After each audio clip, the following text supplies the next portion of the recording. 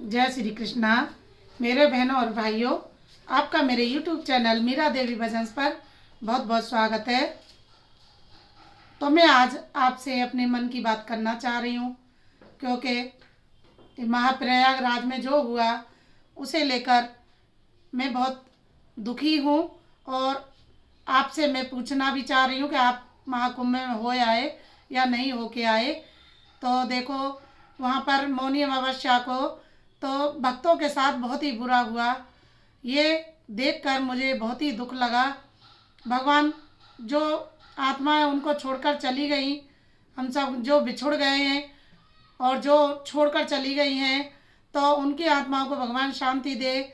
और जो उनसे बिछुड़ गए हैं उनके परिवारीजनों को भगवान हिम्मत दे और सहन करने की शक्ति दे। ये इतने दुख को सहन करने की शक्ति दे, क्योंकि दुख बहुत ही मुश्किल से सहन होता है, दिल बहुत परेशान होता है।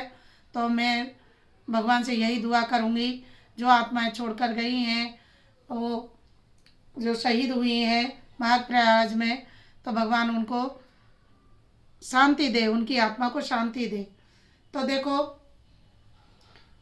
आप प्रयागराज होके आ गई या जाने वाली हो, आप मुझे ज़रूर बताना। तो देखो बहनों, मैं तो प्रयागराज महाकुंभ में होके आ भी गई।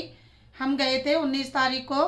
तो 19 तारीख को हम मिनी बस से गए थे। एक बहन थी हमारी जो मेन मेंबर थी हमें, तो उन्होंने ही बस को बुक किया था और सारा खर्चा खाने का, पीने का, नमकीन, बिस्कुट, चाय, जो भी ट्रेन का किराया या जो भी खर्चा हो, उन्होंने खुद ही किया था।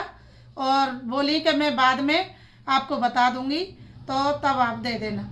तो हम तो और भी बढ़िया, हमारी टेंशन दूर हुई कि वो खाने के पीने की उसकी हमें कोई टेंशन नहीं, वो बहन ही करती रही और यहाँ के जो खर्चा हुआ वो हमने दे दिया। तो देखो, हम गए थे यहाँ से 19 तारीख को।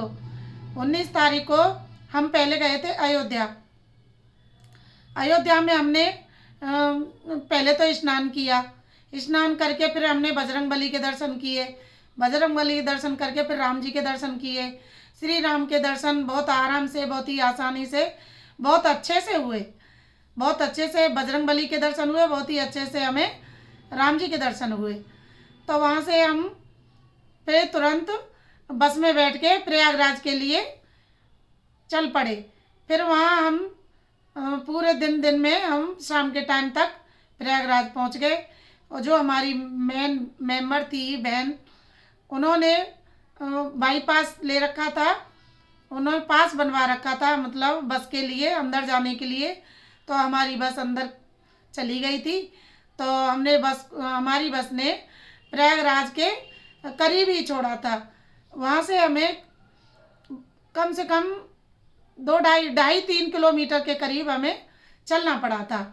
उसमें भी मुझे तो बिल्कुल ही नहीं चढ़ना पड़ा, क्योंकि उन्होंने टेरी को बुला लिया था एक ऊपर, तो उसमें सारा सामान रख दिया, क्योंकि वहाँ ऊपर के लिए अलाउड नहीं है टेरी वगैरह का, मेले के अंदर ही अलाउड है। तो देखो, टेरी वगैरह फिर भी हमारे गुरुजी की कृपा से गुरुजी ने टेरी को भेजा और उसमें हमने सारा सामान रखा। और सारा सामान रखा, उन्होंने मुझे भी बैठा दिया था उसमें, और मेरे एक भाई भी बैठे थे। तो हम 2 जने उसमें बैठ के आ गए सामान की देख रेख के लिए। तो मुझे वहाँ भी नहीं चलना पड़ा। मेरी बहनों ने, भाइयों ने, जो भी हमारा संघ था, 16 मेंबरों का संघ था, उन्होंने एक दूसरे का बहुत ही अच्छे से ध्यान रखा। मैं उन सब का शुक्रिया अदा करती हूँ, उन्होंने बहुत अच्छे से ध्यान रखा मेरा। तो देखो, हम वहाँ पे आश्रम पे पहुँचे थे शाम के टाइम। तो आश्रम जाके हमें गुरुजी ने, हमारी जो बहन थी, उन्होंने पहले ही कांटेक्ट कर लिया था गुरुजी से, और उन्होंने पहले ही बता दिया था हम इतने मेंबर आने वाले हैं। तो गुरुजी ने हमारे बहुत ही अच्छे थे। भगवान अपने भक्तों का, गुरुजी अपने भक्तों का तो ध्यान रखते ही हैं, शिष्यों का। तो उन्होंने हमें 3 रूम दिए थे। वो रूम कैसे होते हैं, रूम का वो टेंट के तो आश्रम होते हैं वहाँ पे, और टेंट के ही वहाँ रूम बने होते हैं, मतलब वो बनवाते हैं जाके, उनके भक्त लोग सब बनाते हैं। और टेंटों की ही लेटरिन बाथरूम बने हुए थे। तो और उन रूमों के अंदर 2-2 पलंग भी उन्होंने दिए, और 4-4, 6-6 हमें गद्दा भी दिए, और जो बिछाने वाले गद्दे भी, और रजाइयाँ भी दी ओढ़ने वाली। और लाइट के लिए उन्होंने एक जो बोर्ड भी दे रखा था, उसके ज़रिए उसमें लाइट का भी सिस्टम था, उसमें बल्ब भी जला हुआ था, लगा हुआ था, और बल्ब भी जला और हमने मोबाइल भी चार्ज करे। बहुत ही अच्छी व्यवस्था थी, किसी भी बात की कोई परेशानी नहीं हुई हमें। गुरुजी ने हमारा बहुत ही ध्यान रखा, और चाय नाश्ता और खाना पीना सब गुरुजी की तरफ ही था हमारा। तो हमें भागवत का भी वहाँ भागवत होती मिली थी हमें, और शाम के टाइम हमें भागवत की आरती का भी सौभाग्य मिला। हमने भागवत की आरती भी की। फिर आरती करने के बाद में हम फिर स्नान के लिए गए। तो हम नदी के पास, हम टिर्री के द्वारा गए। हमने तीन टिर्री की थी, और 3 टिर्री में हम 16 मेंबर आए थे। और टिर्री जो है मेन रोड तक तो हमें ले जाती है, जहाँ भी जाना हो। तो हमें संगम नदी के ओली पारी उन्होंने उतार दिया था, और बोले गए यहाँ से आप यहाँ नहाना चाहो तो यहाँ नहा लो, और संगम पर पुल पार करके जाते हैं, वहाँ नहाना चाहो तो वहाँ नहा लो। लेकिन रात्रि का समय था, ठंड बहुत थी, तो हमने सोचा अभी तो हम ओली पारी नहा लेते हैं, फिर हम सुबह के टाइम संगम में आगे जाके नहाएंगे। तो हमने शुरू में तो बहनों बहुत ही ठंड लग रही थी, और मन ही नहीं कर रहा था कि हम इसमें स्नान करें, नहाए। और लेकिन जब हम नहाए, हमने अंदर प्रवेश किया, तो पता नहीं गंगा मैया ने हमारी तो ठंड वंड सब गायब कर दी, और मन ही नहीं कर रहा था बाहर निकलने का। हम खूब आराम से अच्छे से नहाए, और फिर नहा के फिर थोड़ी दूर आधी रास्ते तक हम पैदल चले थे, क्योंकि हमें आश्रम वगैरह के दर्शन भी करने थे, और इस बहाने तो हम थोड़ा घूमना भी हो गया, और हमने दर्शन भी किए। नागा बाबा और ये किन्नर अखाड़ा, इनके भी दर्शन किए। किन्नर अखाड़े में उन्होंने चावल का प्रसाद भी दिया, वो चावल का प्रसाद देते हैं, और उनके साथ हमने फ़ोटो वगैरह भी कराए थे। और जो शिवलिंग थी रुद्राक्ष की, और त्रिशूल था बहुत बड़ा, ये मैंने शॉर्ट वीडियो भी डाल रखी है, तो आप उसको भी देख सकती हो। तो वहाँ भी हमने दर्शन किए। फिर उसके बाद थोड़ा हमें थकान सी होने लगी, हमारे पैर थक गए थे, तो हमने अपने टिर्री टेम्पू वगैरह बुक किए। फिर हम आश्रम के निकल गए। हमारा आश्रम था 16 सेक्टर में, तो हम 16 सेक्टर के लिए निकल गए आराम से। वहाँ पे हमें आराम से अपने रजाई गद्दा बिस्तर सब तैयार मिले थे, हमने आराम किया, रेस्ट किया। सुबह के टाइम हमने चाय नाश्ता किया। उसके बाद खाना पीना दोपहर को क्या, वो 10 बजे के करीब हमने खाना पीना हो गया। और उसके बाद हमारे गुरुजी ने तो हमारे लिए टिर्री बुक की थी। वो बेचारा आ तो नहीं रहा था, क्योंकि वहाँ पर रेती बहुत थी, और ऊपर आने के लिए मना है। वो कह रहे थे कि हमारा तो कुंभ के बाज़ार में ही आने का है, चलाने का है, हमारे बाहर के लिए अलाउड नहीं है। तो कोई बात नहीं, फिर भी हमारे गुरुजी ने बहुत रिक्वेस्ट की कि तुझे कोई परेशानी होगी उसका जिम्मा मैं ले लूँगा, लेकिन तू मेरे भक्तों को, यानी उनके सामान को उतार के आ जा उनके बस तक, और ये तो पैदल चले जाएंगे। लेकिन मुझे तो फिर भी सौभाग्य मिला, मैं तो फिर भी टिर्री में ही बैठा दी। और हम 4-5 लोग तो बैठ गए थे उधर से, इधर से तो हम 2 ही मेंबर गए थे। तो हम वहाँ आ गए, हमें तो बहुत कम चलना पड़ा। तो वहाँ से हमने बस ली, अपनी बस में बैठ के उसके बाद हम काशी विश्वनाथ के लिए गए। काशी विश्वनाथ में हम शाम के टाइम पहुँचे थे। तो शाम के टाइम हमने स्टीमर में बैठे, और स्टीमर में हमने नींबू की चाय मस्त पी थी, और बहुत ही मस्त लगती है नींबू की चाय, वहीं मिलती है स्टीमर में। फिर उन्होंने हमें 84 घाट के दर्शन कराए। 84 घाट के दर्शन करके तो हम फिर वहाँ पे गंगा मैया की आरती हुई थी, हमने वो भी देखी। उसको देख के हम काशी विश्वनाथ जी के, यानी शिव जी महाराज के दर्शन के लिए गए। पहले हमने अन्नपूर्णा के दर्शन करे, माता रानी के। उसके बाद हमने शिव जी के दर्शन करे, बहुत ही आराम से दर्शन हुए, बहुत ही अच्छे से। तो फिर उसके बाद हमने वहाँ होटल में खाना खाया। खाना खा के हमने बस में बैठ गए, और बस में बैठ के हम अपने स्थान के लिए रवाना हो गए। पूरी रात का हमारा सफ़र था। सुबह के टाइम अपने स्थान पर, अपने घर वापस पहुंच गए।